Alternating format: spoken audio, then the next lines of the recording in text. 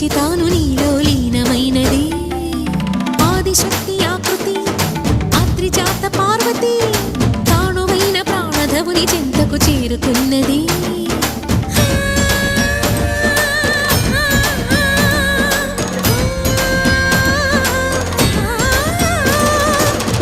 భువికి తరలించేలా ధరణి దివిని తల